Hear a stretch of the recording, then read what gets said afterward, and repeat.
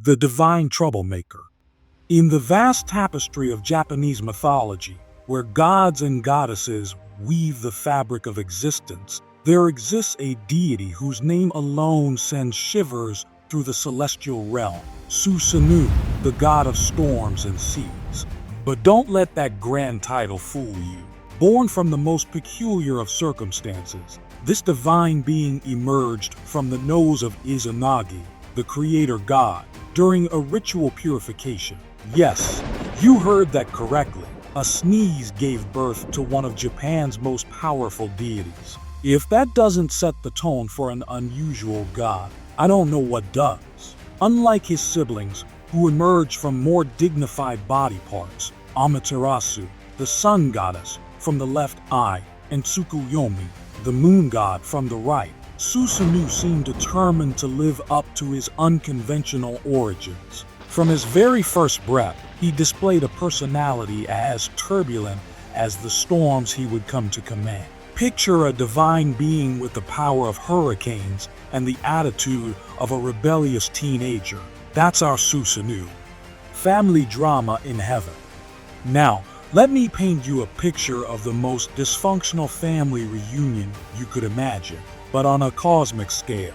While his siblings took their celestial duties seriously, maintaining the balance of day and night, Susanoo had different priorities. His idea of family bonding included flooding his sister Amaterasu's sacred rice fields, destroying her heavenly weaving looms, and in what might be the most outrageous act of sibling rivalry in mythological history, throwing a flayed horse through the roof of her weaving hall. The tension between the siblings reached its breaking point when Amaterasu, traumatized by her brother's relentless harassment, retreated into the heavenly cave, plunging the world into darkness. Picture the panic, crops withering, chaos spreading, and the other gods desperately trying to lure out the sun goddess while shooting disapproving looks at Susanoo. It was like a divine family therapy session gone horribly wrong. Kicked out of paradise. The Heavenly Council, fed up with Susanoo's antics, decided enough was enough. They didn't just ground him or take away his divine privileges. They gave him the ultimate cosmic boot. Banished from heaven, his beard was cut off, and he was told in no uncertain terms to take his storms elsewhere. But here's where our story takes an interesting turn. Instead of being crushed by his exile, Susanoo treated it like an unexpected vacation opportunity. He descended to Earth with all the grace of a meteorite, landing in the province of Izumo.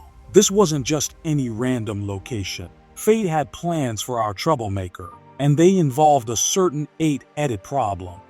The eight-headed problem. Upon arriving in Izumo, Susanoo encountered an elderly couple in distress. Their story would make any parent's nightmare seem tame. 7 of their 8 daughters had been devoured by a monstrous serpent known as Yamata no Orochi. The monster had developed a taste for the couple's daughters, returning each year to claim another maiden as tribute. Now, only their youngest daughter, Kushinada-hime, remained. The parents were beside themselves with grief, knowing the dragon would soon return for their last child. How to trick a dragon with sake. This is where Susanoo showed that being heaven's biggest troublemaker had taught him a thing or two about creative problem solving. Instead of charging in with divine power blazing, he devised a plan that would make any master strategist proud, or at least any master bartender. First, he transformed Kushinada-hime into a comb, stay with me here, and tucked her safely into his hair.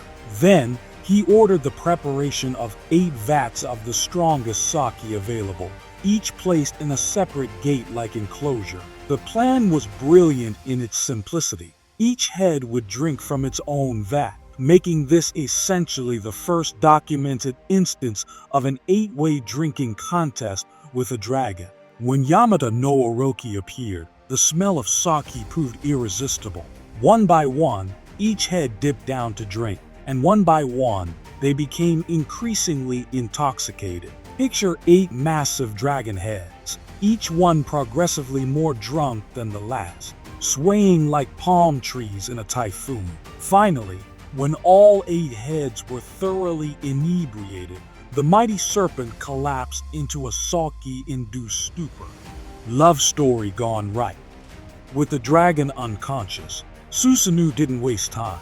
He drew his sword and began the gruesome task of slaying the beast. But here's where things get interesting. While cutting through the dragon's tails, his sword struck something hard. Inside, he discovered a magnificent sword that would later become one of Japan's 3 imperial regalia, the Kusanagi no Tsurugi, or the grass-cutting sword. After the battle, Susanoo returned Kushinada-hime to her human form. Unlike his previous interactions with, well, everyone, this relationship actually worked out. They fell in love, and Susanoo, the former heavenly troublemaker, settled down to build a palace in Izumo. It was like watching a reformed bad boy find his true calling, except this bad boy could control storms and had just killed an 8-headed dragon. From zero to hero. This marked the beginning of Susanoo's redemption arc. The god who once terrorized heaven with his pranks became a protector of Earth. He established a dynasty in Izumo, and his descendants would become some of Japan's most important shrine families. The same energy that once went into causing chaos was now channeled into maintaining order and protecting the realm. His transformation wasn't just about settling down, it was about finding purpose. The same god who once flooded his sister's rice fields now used his powers to protect crops from devastating storms. The troublemaker who threw a horse through a roof became a guardian deity whom people prayed to for protection. Storm God's greatest hits. As Susanoo grew into his role as a protective deity, his mastery over storms became legendary. He could summon typhoons with a thought, calm raging seas with a gesture, and his very presence could make the sky tremble. But now these powers served a purpose beyond mere chaos. He became known as a god who could both create and quell storms, bringing rain when needed and protecting sailors who respected the sea's power. His control over weather phenomena became the stuff of legend. Stories spread of how he could ride storm clouds like chariots, use lightning bolts like javelins, and command the winds to do his bidding. But unlike his earlier days, these displays of power were tempered with wisdom and purpose. The art of divine pranks. Even after his reformation, Susanoo never completely lost his trickster spirit. Instead, he refined it, turning what was once destructive mischief into clever object lessons. His pranks became teaching moments, showing humans the importance of respect, cleverness, and thinking outside the box. He became known for testing those who sought his favor, not with displays of power, but with riddles and challenges that required wit rather than strength. These tests often involved helping others or solving problems in unexpected ways, much like how he had defeated Yamata no Orochi through cunning rather than brute force. Legacy of the Wild One. Today, Susanoo's legacy endures as one of Japan's most fascinating deities. His temples still stand, particularly in the Shimon Prefecture, where people come to pray for protection from storms and success in overcoming life's challenges. His story resonates because it's not just about power, it's about growth, redemption, and the possibility of change.